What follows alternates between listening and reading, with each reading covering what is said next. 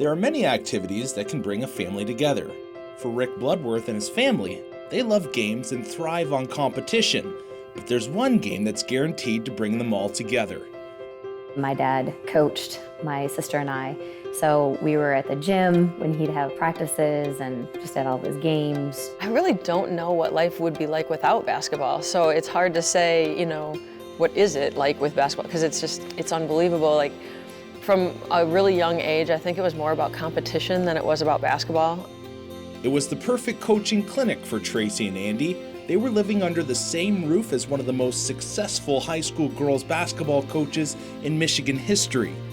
Growing up, I basically remember talking to my dad about practices and sitting there, and he'd have his clipboard at home, and we would draw up plays. And I'm sure that some of the plays that I drew up or Andy drew up were like the most ridiculous things ever, but he never made fun of them. Basically would come and do stats and different things, and he would explain things to me that I'm sure some of his high school kids didn't know, and I was in 5th or 6th grade. So it was just always a lot of fun to me.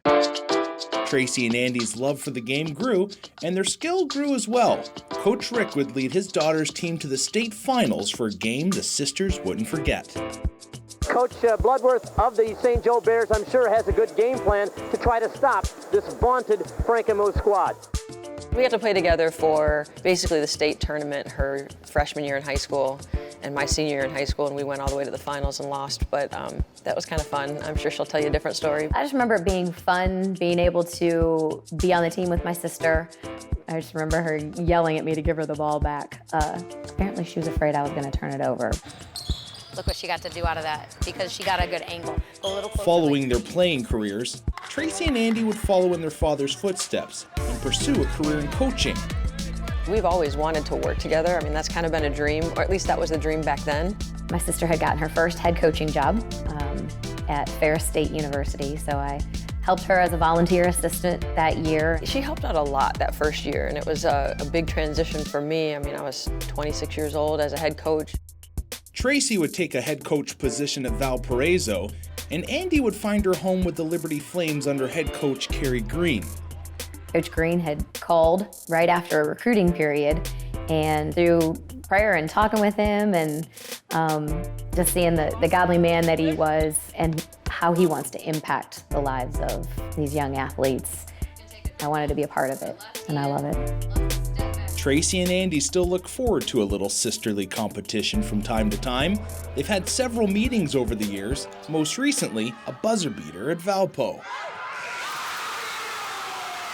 Competition between us, it's friendly for sure. Just that competitiveness to try and beat your older sister that's bigger and sometimes picked on me. It was fun. We competed those years and split, some of those games, and they had good teams and we had good teams. You want to see both teams play well and just, let the winner win. For Tracy and Andy, the game of basketball is just a small part of life.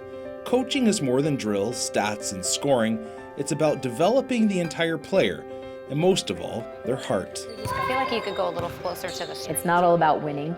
It's about learning and growing through the process. When you work hard and you use the gifts that God has given you to the best of your ability and not, wasting them, then you're going to be successful.